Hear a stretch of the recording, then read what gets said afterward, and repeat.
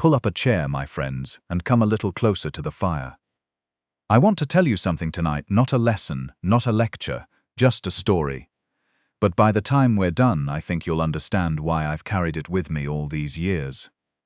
It begins, as so many things do, with a woman standing alone in a place she was never supposed to be. The year was 1881, and the great house of Ashmore Park had seen better days, not in the way of crumbling walls or broken windows. No, the stone was still proud, the garden still trimmed to military precision. But pride, as you may know, has a way of hollowing a house from the inside. And by the autumn of that year, Ashmore Park was very nearly hollow indeed.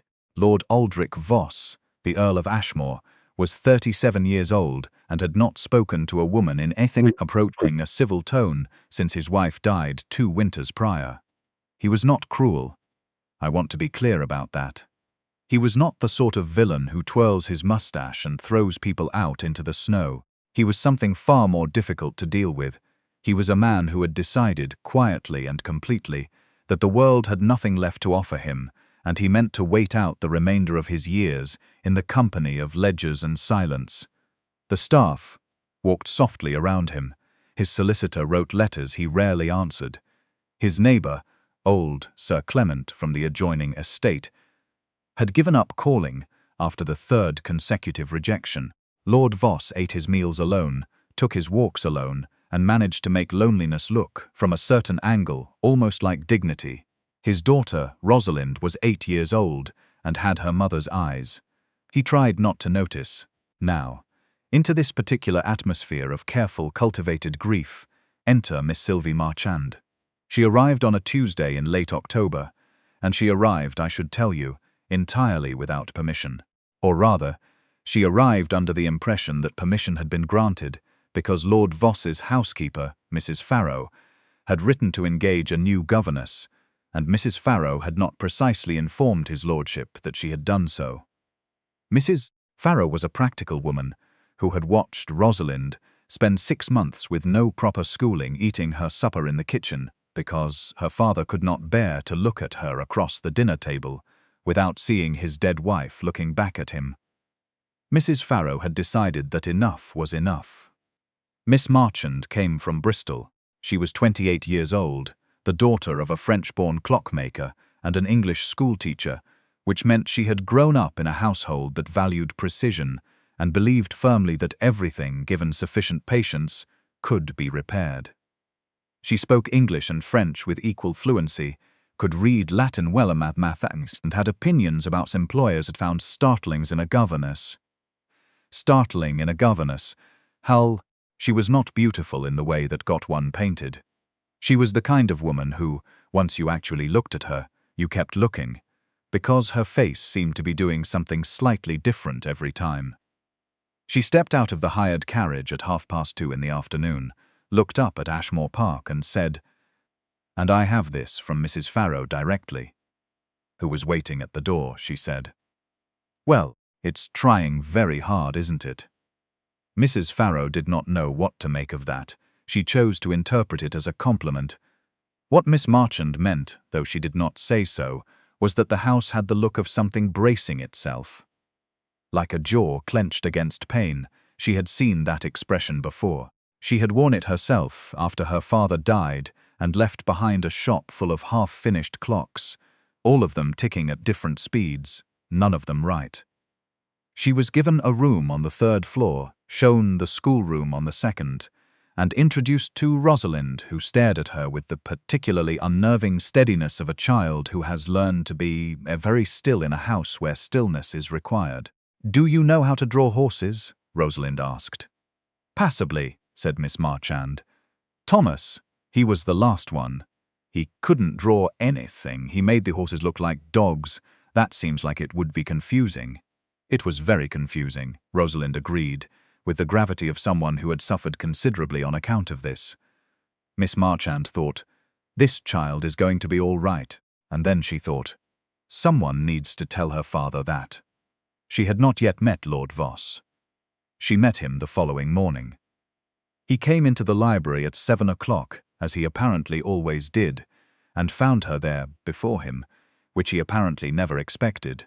because he stopped in the doorway, as though he had walked into something solid.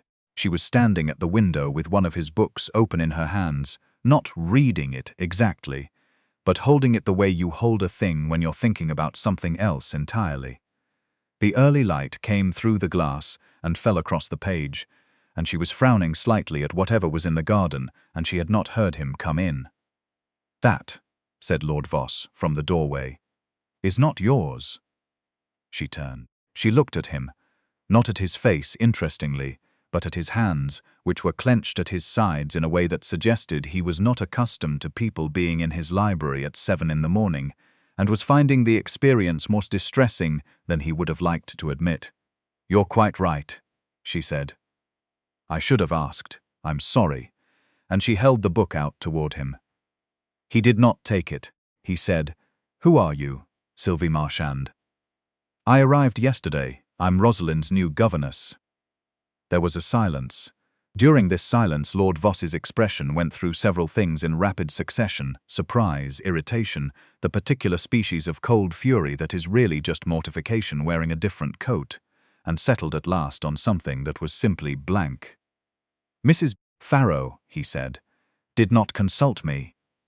"I gathered that," said Miss Marchand, "when she brought me in through the back entrance and suggested I wait until you'd had your breakfast before presenting myself." Another silence then, to his credit, and I will give him credit where it is due. Something in his expression shifted almost imperceptibly. Not warmth, not yet, but the faintest acknowledgement that this particular woman was not quite what he had prepared himself for. "Rosalind," he said. "Is she?" "She's well," said Miss Marchand. "She's clever. She asks good questions, and she's been left without proper answers for longer than she should have been." It was, by any reasonable standard, an extraordinarily forward thing to say to an earl in his own library on the second day of your employment. Lord Voss looked at her for a long moment. She looked back. She was not defiant exactly. She was simply present, as though she had decided she was allowed to be in this room and was waiting calmly to see if he would tell her otherwise. He said, "You will conduct lessons in the schoolroom. You will take your meals with the staff. You will not." A pause. "Come into the library before 8. It was not what he had intended to say. She seemed to understand this. "Of course," she said, and put the book back exactly where she had found it, and left. "My friends, I want you to stay with me here, because this is the part of the story that people get wrong. They want to skip ahead. They want to get to the part where the Earl of Ashmore rides up on a horse and sweeps Miss Marchand off her feet. And I understand the impulse, I do. But that is not what happened. What happened was considerably slower, and considerably more real, and I think more worth your attention. What happened was winter. Rosalind, it turned out, was not merely clever. She was a child of peculiar depth, the kind who asks, at breakfast, why certain stars burn hotter than others, and then at supper asks why her father doesn't eat with her. And both questions are genuine and both require honest answers. Miss Marchand supplied them as best she could. She set up the schoolroom with maps and books and a chessboard because she had learned early that a child who plays chess learns to hold multiple ideas in her mind at once, which is the beginning of almost every useful skill. She wrote letters to her contacts at the Bristol Lending Library and had books sent up. She negotiated with the cook for better food at lunch. She was, in short, extremely good at her job. None of this, on the surface, had anything to do with Lord Voss, except that Rosalind talked about the lessons at dinner, not to her father because she still dined with the staff, but loudly in the kitchen with the enthusiasm of a child who has finally found someone to listen, and houses carry sound, the way stone carries cold, everywhere and always more than you expect. Lord Voss heard things. He did not acknowledge that he heard them. But he heard. He heard Rosalind explaining to the kitchen maid that France and England had been at war on and off for 800 years, which she found personally unreasonable. He heard her reciting, imperfectly but with great conviction, something in Latin that turned out to be a passage from Caesar's Gallic Wars.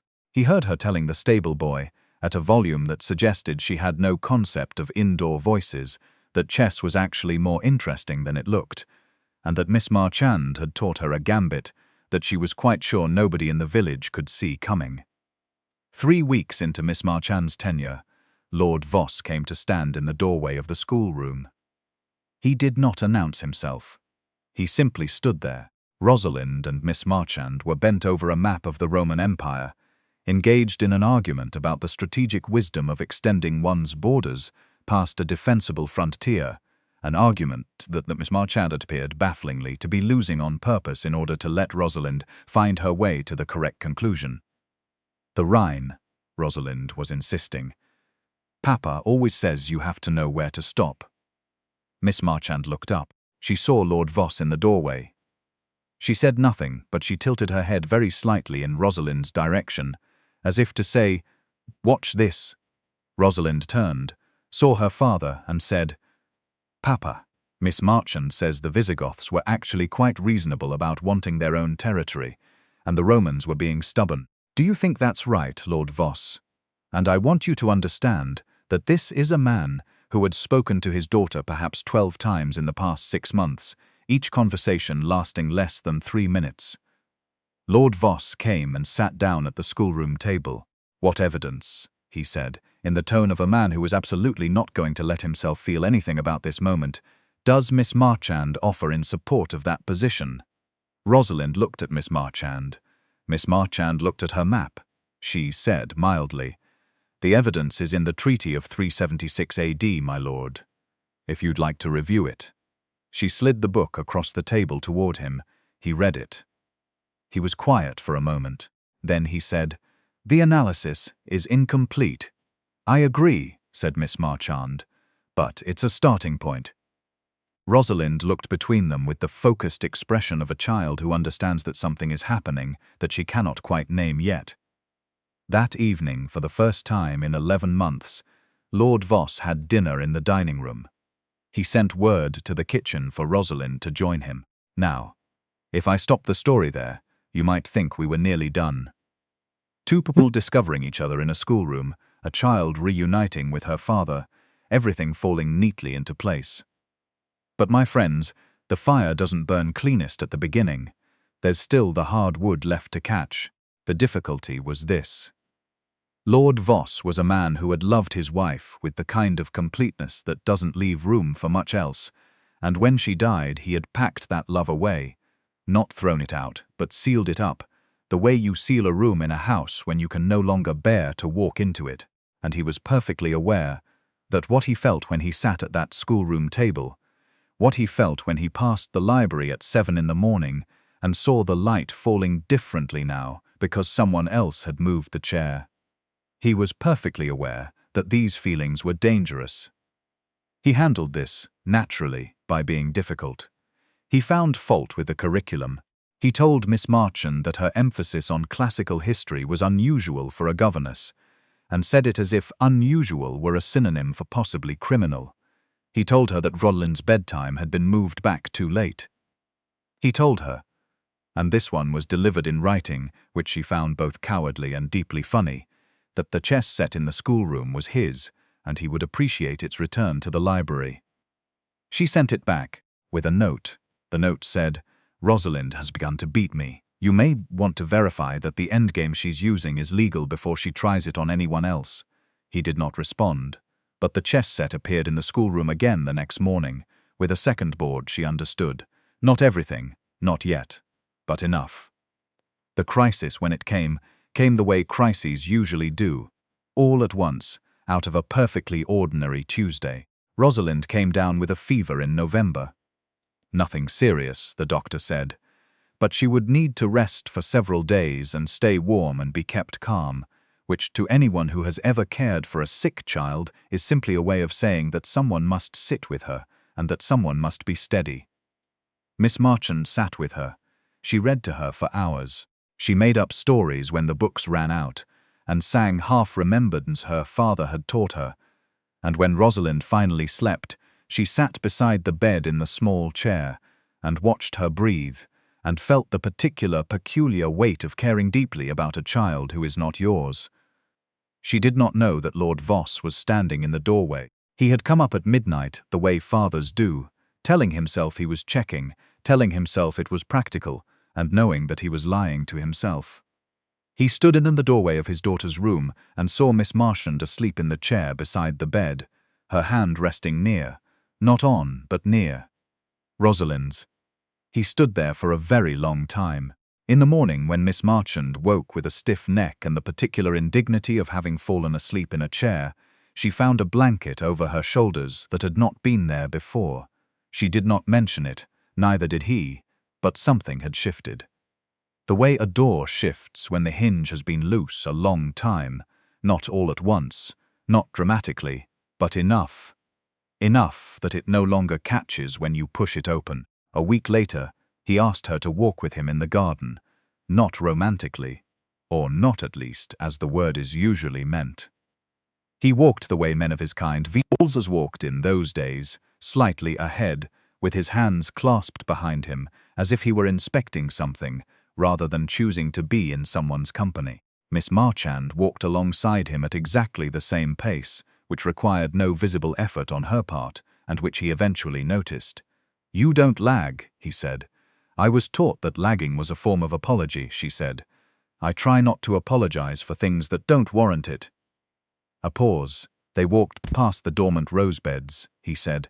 "My wife used to walk ahead of me. She said I set too slow a pace." It was the first time he had mentioned his wife to her. She understood the magnitude of it, and did not treat it as a small thing, but also did not make it larger than it was. "She sounds like she was interesting," Miss Marchand said. "She was extraordinary," said Lord Voss. And then, as if it surprised him, "Rosalind has her way of thinking, the way she gets to the right answer through the wrong direction first. I've noticed. It's not the wrong direction, really. It's just a longer route. She arrives the same place." He looked at her then, directly, which he rarely did. "You're very certain about a great many things, Miss Marchand." "Only the things I've thought about long enough," she said. "I'm quite uncertain about everything else." They walked back to the house in silence, but it was, for the first time, a comfortable one. "Now, I want to pause here, my friends, and ask you something. If you've been listening this far, and I do hope you have, because we are getting close to the best part, I'd ask you to subscribe to this channel and follow along, because what happens next is the part I've been saving, and I don't tell it to strangers. Only to people who've stayed by the fire long enough to deserve it. Still with me, good." The letter came in December. It came from a family in Edinburgh. A distant relation of Lord Voss's, the sort of relation who only writes when they want something. What they wanted in this case was Miss Marchand. They had heard through the particular efficiency of upper-class gossip that Ashmore Park had engaged an unusually accomplished governess, and they were prepared to offer her a significantly higher salary, a larger household, a position that came with considerably more status than the one she currently held, and the implicit suggestion that this was quite obviously a better opportunity, and she would be foolish. And she would be foolish not to take it. The letter was addressed to Miss Marchand. It was, by accident or design, delivered to Lord Voss first. He read it. He was aware that he should not have read it. He delivered it to her unopened, already opened, and said stiffly, "This came for you," and said nothing else. She read it at the kitchen table that evening, with Mrs. Farrow sitting across from her, making no pretense of not watching. "Well," said Miss Marchand. "Well," agreed Mrs. Farrow, "it's a great deal more money. It is, and Edinburgh is." She stopped. She looked out the window at the dark garden. She thought about the chess set that had come back with a second board, the blanket, the walk in the garden, Rosalind's face when her father sat down at the schoolroom table for the first time. "Edinburgh is very far," she said. Mrs. Farrow said nothing, but she put the kettle on, which in her language meant, "Yes, it is, and you know exactly what you're doing." Miss Marchand did not answer the letter that night. She went upstairs and sat in the schoolroom alone for a long while. With the maps still pinned to the wall and the two chess sets side by side, and the books sent up from Bristol arranged on the shelves, in the order she had decided made the most sense, which was not alphabetical or chronological, but rather in the order in which one thing leads naturally to another. She had built something here. That was the thing. She had not meant to, or, no, that wasn't honest. She had meant to. She always meant to. It was simply what she did. In the morning, Lord Voss came to the schoolroom. He did not knock, but he stopped before entering, which was a form of asking. She looked up, he said, "I want to make you an offer." She waited. He said, and this clearly cost him something. You could hear it in the precise, careful way he chose each word, as if he were building something that he was afraid would collapse before he finished. Rosalind requires continuity. She has had too much disruption. I think it would be better, for her, if the household arrangement were made more permanent. Miss Marchand looked at him for a moment. She said, "Are you offering me a raise, my lord?" "Among other things," he said, and then, because he was Lord Aldrich Voss and apparently could not say the simplest human thing without fortifying it first. "The position would require changes to your formal title. What title did you have in mind?" He looked at the window. He looked at the maps. He looked briefly at the chess sets. He said very quietly, "Something that does not require you to take your meals with the staff." She stood up from the table. She crossed the room until she was standing close enough that she could see the exact quality of his discomfort, which was the discomfort of a man trying very hard not to hope for something, because hope, for such a man, is considerably more frightening than grief. "I would need you to say it plainly," she said, "not because I can't understand you, but because I think you need to hear yourself say it." He looked at her. Something passed across his face, not the coldness she was used to, not the blankness, but something underneath both of those things, something that had apparently been waiting for quite some time to have permission. "Stay," he said. "Not as a governess," she said. "Yes. And that, my friends, is not the end of the story, because nothing real ends quite so neatly, and anyone who tells you otherwise is selling you something." What followed was not without its difficulties. There were members of Lord Voss's social circle who found the match inappropriate. There were letters from Edinburgh that went unanswered.